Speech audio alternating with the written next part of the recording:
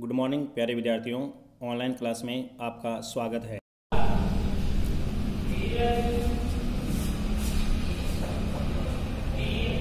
प्यारे विद्यार्थियों, आज हम बात करते हैं आपके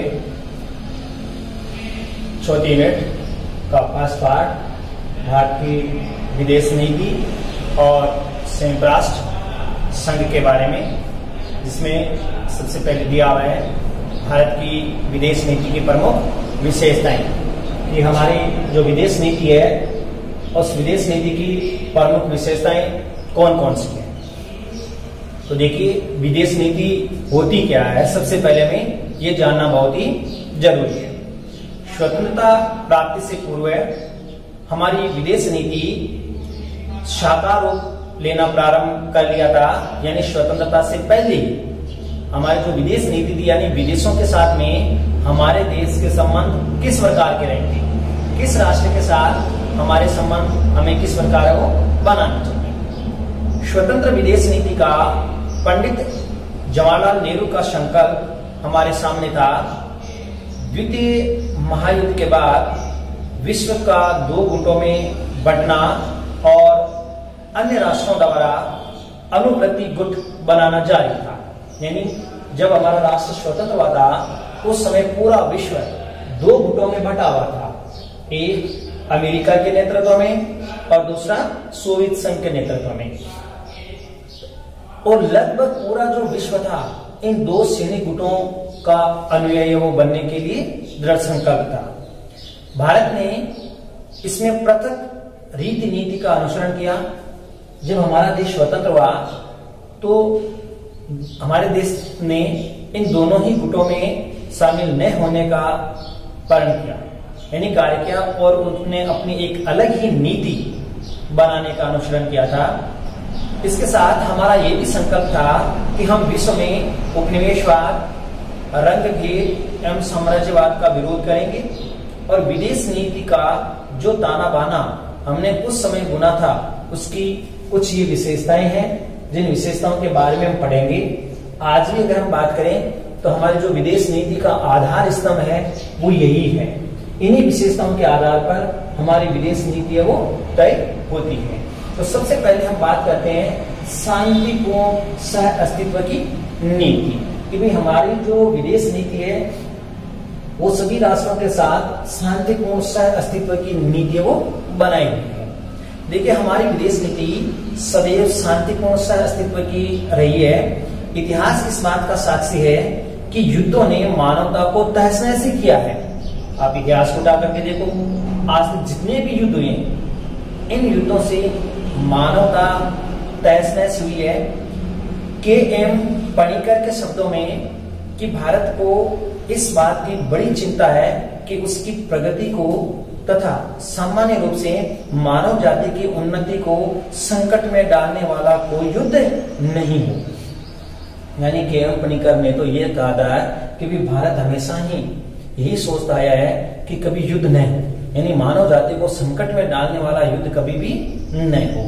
इसके साथ इस नीति पर चलते हुए हमने विश्व में अपनी अनेक भूमिकाएं अभी तय की है, यानी कि भाई किसी भी प्रकार का दो राष्ट्रों के बीच में युद्ध न हो। तो इस नीति को अपनाते हुए हमने विश्व में कई अपनी भूमिका भी अदा की है, जिसमें देखो पड़ोसी राष्ट्रों के साथ रहते हुए रिश्ते भी इस नीति से प्रभावित रहे। हमारे जो भी पड़ोसी राष्ट्र हैं, चाहे वो नेपाल हो, भूटान हो, बांग्लादेश हो या पाकिस्तान हो, चाइना हो, श्रीलंका हो, मालदीव हो, ये जितने भी हमारे जो पड़ोसी राष्ट्र हैं, इन पड़ोसी राष्ट्रों के साथ हमारे कई प्रकार जो रिश्ते हैं वो प्रभावित हुए हैं। ये देखिए, कई बार हमारी दुर्बलता माना गया, यानी कि ये जो शांतिपूर्ण सह अस्तित्व की नीति है, इस नीति को कई बार इन राष्ट्रों ने हमारी दुर्बलता मानी। और 1956 में स्वेज नहर संकट, 1967 में अरब इजराइल युद्ध हुआ, 1960 में सिंधु समझौता जल, 1965 का भारत पाक युद्ध हुआ। इससे पूर्व 1962 में चीन के साथ संघर्ष, 1971-72 में बांग्लादेश का निर्माण व पाक के टकराव के पलों में भी हमने इस नीति को कभी नहीं छोड़ा। कहने का अर्थ है विश्व की समस्याओं को और साथ साथ में हमारे साथ पड़ोसी देशों के साथ जो युद्ध हुए थे उन युद्धों के बावजूद भी हमने अपनी शांतिपूर्ण सह अस्तित्व की नीति का परित्याग नहीं किया।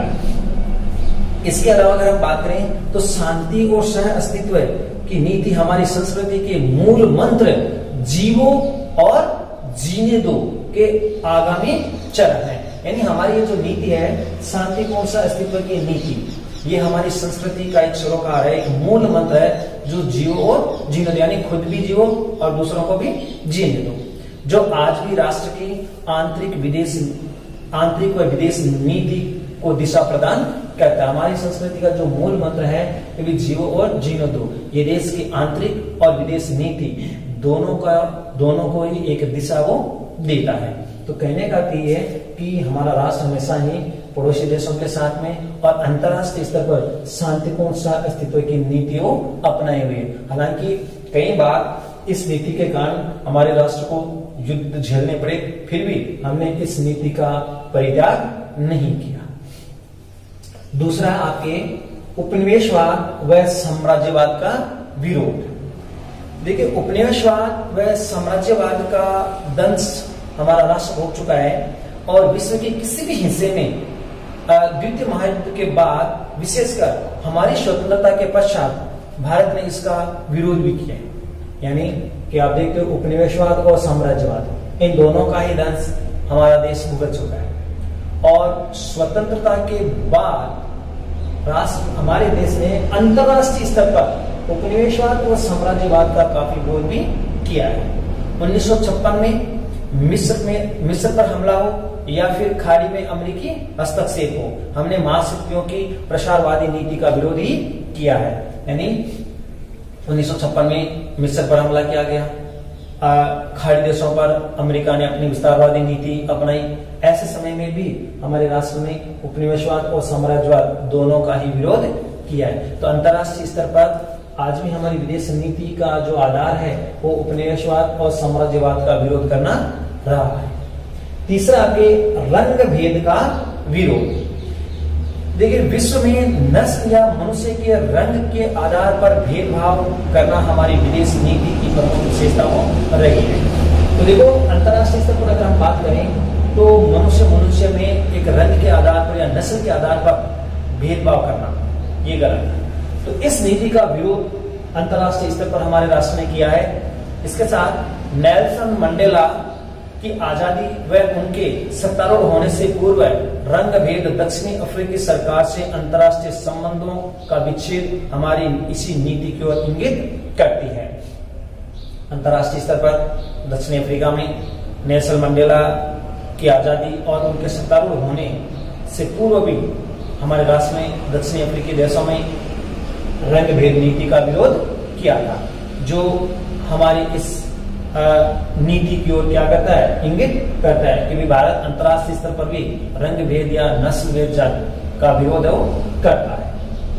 अगला आपके अंतरराष्ट्रीय संस्थाओं का समर्थन। अंतरराष्ट्रीय संस्थाएं जैसे आपके यूएनओ है, यूएनओ के जितने भी जो अभिकरण है, इन सभी का हमारा राष्ट्र हमेशा से ही समर्थन वो करता आया है। देखो, हमारी विदेश नीति का यह आधार है कि हमने अंतरराष्ट्रीय संस्थाओं का खुलकर समर्थन किया है। यानी जो भी अंतरराष्ट्रीय संस्थाएं, यूएनओ जैसी संस्थाओं का भारत आज तक खुलकर समर्थन वो करता है। इसके साथ अगर हम बात करें तो स्वतंत्रता से पूर्व संयुक्त राष्ट्र संघ की स्थापना को भी समर्थन दे चुका था। देखो, जब राष्ट्र स्वतंत्र नहीं हुआ था उस समय भी अगर हम बात करें तो यूएनओ को समर्थन वो दे चुका था, अर्थात अंतरराष्ट्रीय संस्थाओं को समर्थन दे चुका था।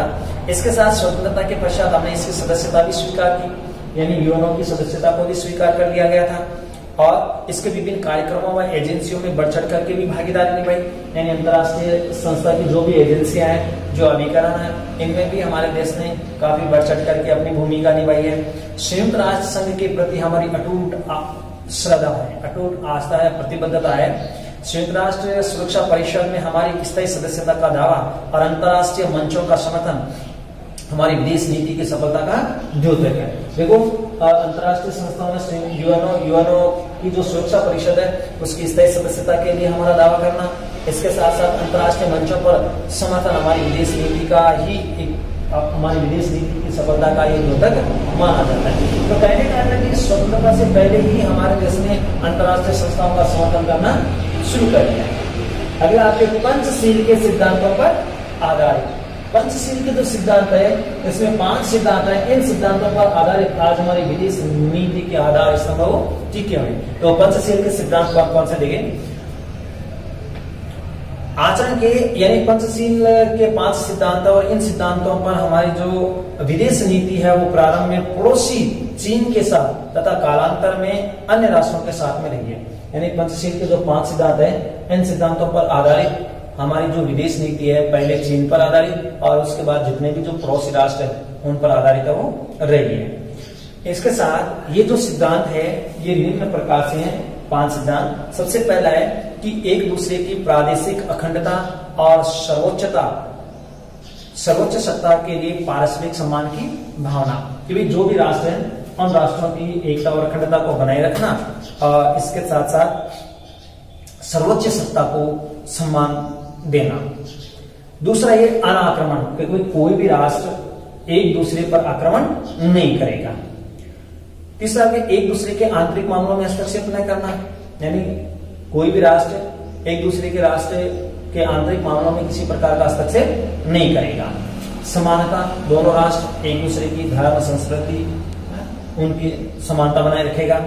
इसके साथ शांतिपूर्ण सहअस्तित्व, कि दोनों जो भी राष्ट्र है, क्योंकि ये पंचशील के सिद्धांत भारत और चीन इन दोनों के मध्य ही किए गए थे, इसीलिए दोनों की यही थी कि भी दोनों राष्ट्र है वो शांतिपूर्ण अस्तित्व पर कायम रहेंगे, किसी भी प्रकार की कोई अशांति वो नहीं फैलाएंगे। तो निश्चित है कि ये जो पंचशील के सिद्धांत है इन सिद्धांतों के आधार पर हमारी विदेश नीति का आधार स्तंभ वो टिका है। अब अंतिम आपके आता है गुट निरपेक्षता, जो हम पहले ही बात कर चुके हैं। शांतिपूर्ण सहअस्तित्व की नीति में गुट निरपेक्षता अर्थात गुटों से अलग रहना। तो ये गुट कौन से थे, इनसे अलग होने का क्या कारण था? देखिए, हमारी विदेश नीति गुट निरपेक्षता के सिद्धांत में विशेष संबंध रहा है और गुट निरपेक्ष आंदोलन के प्रमुख भारत के नेहरू, यूगोस्लोवाकिया के टीटो और मिस्र के नासिर थे। अर्थात इस गुट निरपेक्ष आंदोलन के जो जन्मदाता थे वो भारत के पंडित जवाहरलाल नेहरू, यूगोस्लोवाकिया के टीटो और मिस्र के नासिर, इन तीनों ने मिलकर के और इस गुट निरपेक्ष आंदोलन का सूत्रपात वो किया था।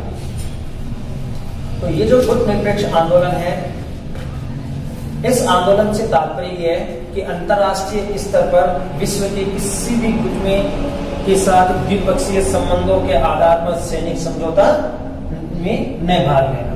यानी गुट निरपेक्ष आंदोलन क्या कहता है कि अंतरराष्ट्रीय स्तर पर जो भी सैनिक गुट बने हुए हैं, यानी मैंने आपको पहले भी बताया था कि एक अमेरिका नेतृत्व करता है जिसे सीटो और नाटो कहते हैं, और एक था वार्सा जिसका नेतृत्व सोवियत संघ करता था। तो इन दोनों सैनिक गुटों में भाग न लेना, इनसे पृथक रहना ही गुट निरपेक्षता कहलाता है। इस नीति का अनुसरण करने वाले देश विश्व में गुटबाजी की राजनीति से विलग रहने की प्राथमिकता देते हैं। यानी गुट निरपेक्ष जो आंदोलन था, इस आंदोलन में सम्मिलित देश का यही कहना है कि अंतरराष्ट्रीय राजनीति में सैनिक गुटों से पूर्ण रूप से पृथक रहना, किंतु विश्व शांति एवं सुरक्षा के मुद्दों पर संयुक्त राष्ट्र व अन्य अंतरराष्ट्रीय संगठनों की भरपूर सहायता करना। लेकिन ये नहीं कि हम इनसे पृथक रहते हुए निष्क्रिय रहेंगे, बिल्कुल नहीं। इसका अर्थ ये था कि अंतरराष्ट्रीय स्तर पर शांति के मामलों में सहयोग करना, ये गुट निरपेक्ष आंदोलन का उद्देश्य था।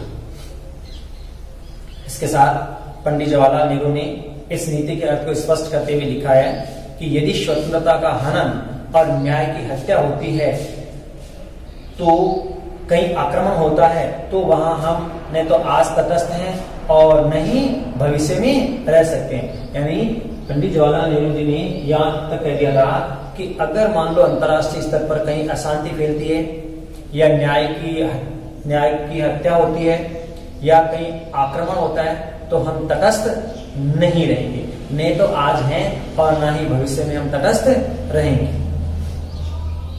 तो गुट निरपेक्ष आंदोलन की जो शुरुआत है वो 1955 के बार्डूट सम्मेलन में हो चुकी थी।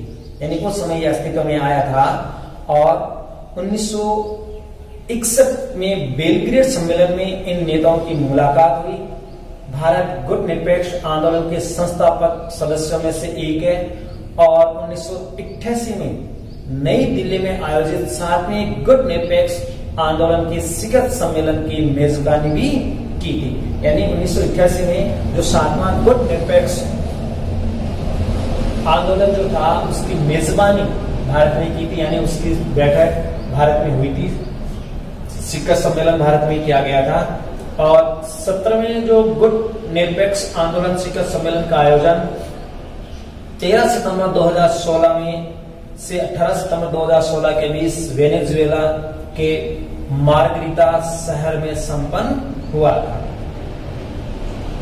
गुट निरपेक्ष आंदोलन जो था, उस गुट निरपेक्ष आंदोलन की बैठकें हर साल होती है, लेकिन कई कारणों से स्थगित भी हो जाती है। इसका जो 17वां गुट निरपेक्ष सम्मेलन था वो वेनेजुएला में हुआ था, जो 2016 में संपन्न हुआ था। तो ये इसकी विशेषताएं हैं, अर्थात हमारी भारत की विदेश नीति की विशेषताएं, जिन विशेषताओं के आधार पर हमारे देश की विदेश नीति का आधार स्तंभ वो तय किया जाता है। और आज भी इन्हीं विशेषताओं को ध्यान में रखते हुए देश की विदेश नीति वो तय की जाती है।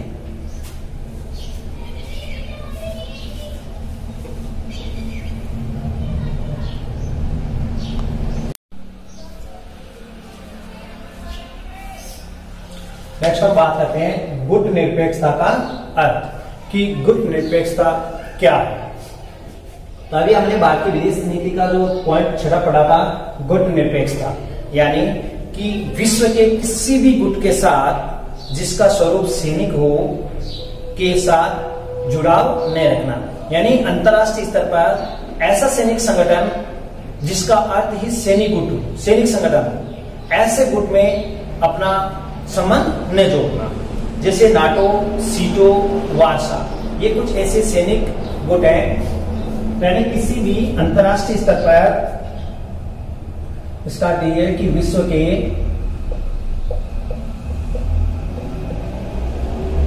किसी भी सैनिक गुट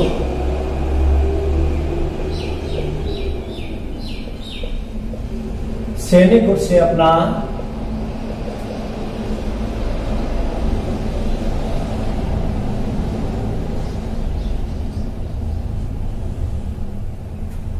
संबंध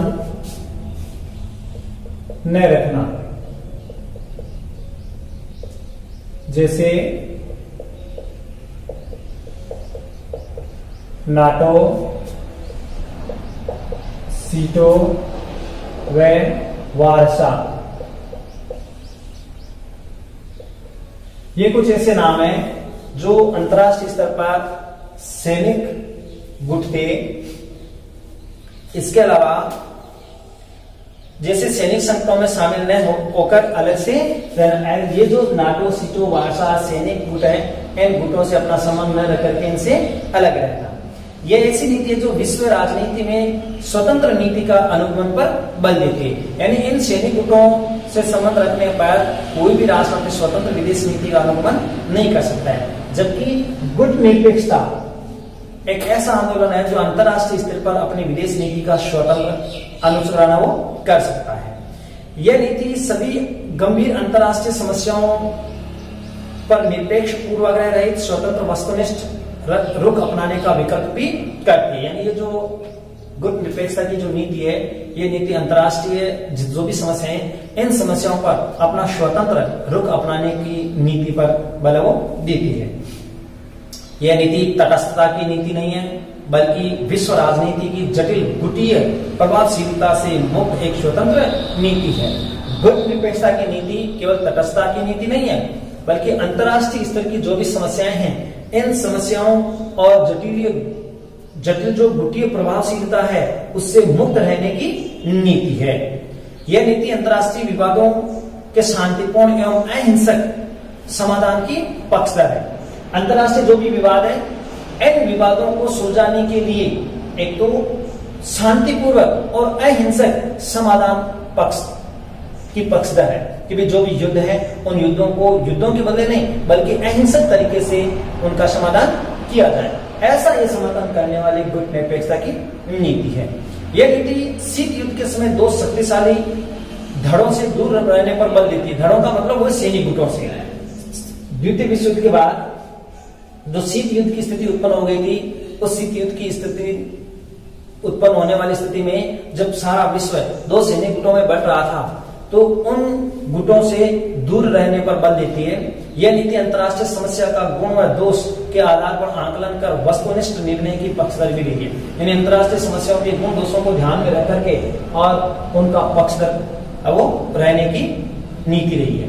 गुट निरपेक्षता की नीति विरोधी गुटों के मध्य संतुलन बनाए रखने पर बल देती है। यानी दो जो विरोधी गुट थे, जैसे नाटो और सीटो, ये दो अलग हैं और वार्सा ये अलग से हैं, इन दोनों के बीच में एक संतुलन बनाए रखने का कार्य वो करती है। यह नीति अंतरराष्ट्रीय राजनीति की जटिलताओं से पृथक रहने की नीति नहीं है, बल्कि राजनीति में सार्थक योगदान देने वाली नीति है। अंतरराष्ट्रीय जो भी समस्याएं हैं, इन समस्याओं से अलग रहने की नीति नहीं है, जबकि ये तो अंतरराष्ट्रीय राजनीति में अपना सार्थक योगदान देने की नीति का ये अनुसरण करती है। तो ये बात है कि गुट निरपेक्षता की नीति अर्थात अंतरराष्ट्रीय स्तर पर सैनिक गुटों से अलग रहना, सैनिक गुटों से किसी भी प्रकार का संबंध न बनाए रखना, जैसे नाटो, सीटो, वार्सा, ऐसे सैनिक गुटों से अलग रहने की ये नीति है। दूसरा के गुट भारत की विदेश नीति में गुट निरपेक्षता। भारत की विदेश नीति में गुट निरपेक्षता।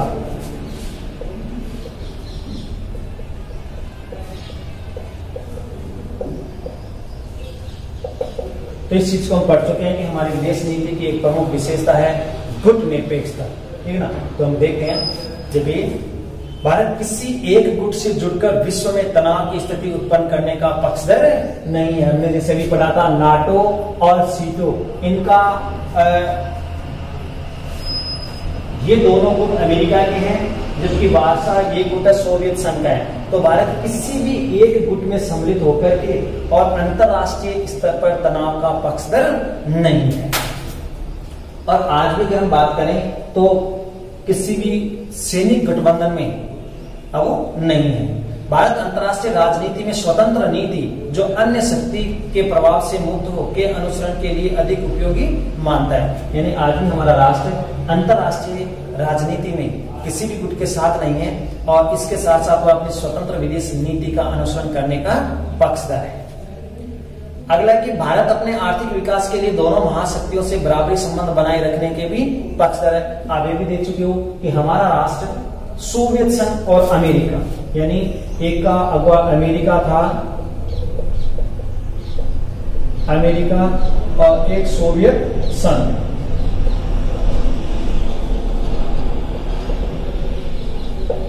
भारत इन दोनों राष्ट्रों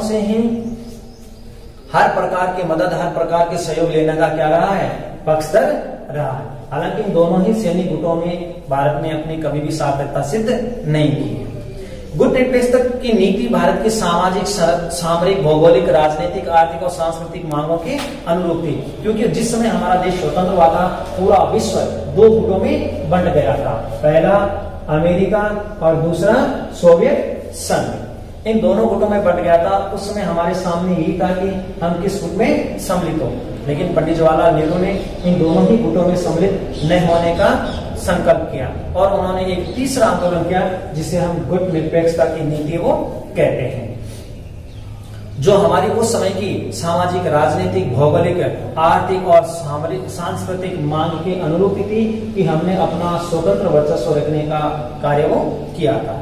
भारत के प्रारंभिक नेतृत्व की गुट निरपेक्षता की नीति में अटूट श्रद्धा व विश्वास था। यानी जब गुट निरपेक्ष नीति का अनुसरण किया गया था तो उस समय भारत की गुट निरपेक्षता की नीति में अटूट श्रद्धा और विश्वास था।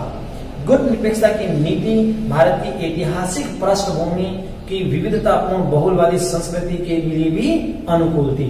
यानी इस नीति का अनुसरण करना हमारे राष्ट्र के लिए सदैव ही अनुकरणीय रहेगा। कारण यह था कि ये हमारी ऐतिहासिक पृष्ठभूमि, विविधता वाली पृष्ठभूमि, बहुलवादी संस्कृति के अनुकूल थी। इसीलिए हमारी विदेश नीति का एक आधार स्तंभ माना जाता है गुट निरपेक्षता की नीति। तो इन सभी कारणों के कारण हमारे राष्ट्र ने गुट निरपेक्षता की नीति का क्या किया, अनुसरण किया था। अब बात करते हैं कि वर्तमान में संदर्भ में गुट निरपेक्ष आंदोलन की क्या प्रासंगिकता है। वर्तमान समय में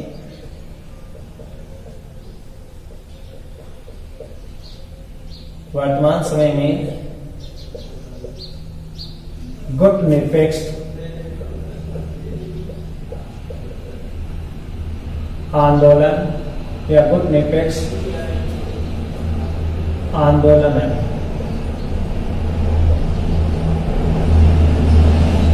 गुट निरपेक्ष आंदोलन की प्रासंगिकता।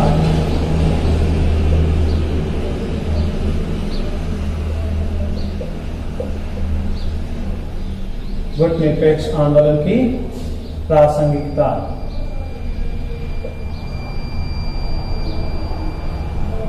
ये बहुत इंपॉर्टेंट क्वेश्चन है, ध्यान रखना।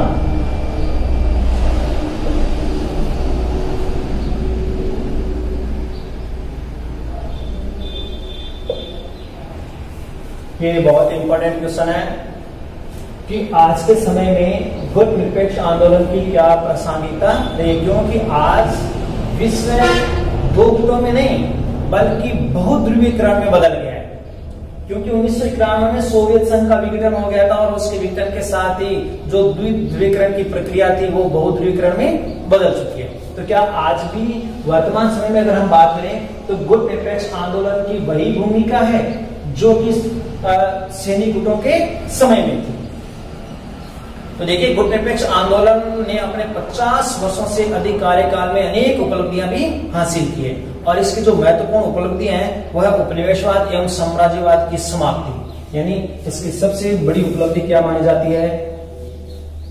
अगर प्रश्न आ जाए कि भाई वर्तमान समय में गुट निरपेक्ष आंदोलन की क्या उपलब्धियां हैं,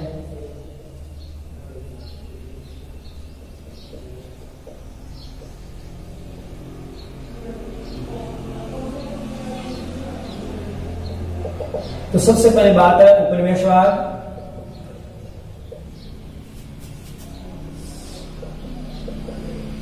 उपनिवेशवाद है साम्राज्यवाद का विरोध करना।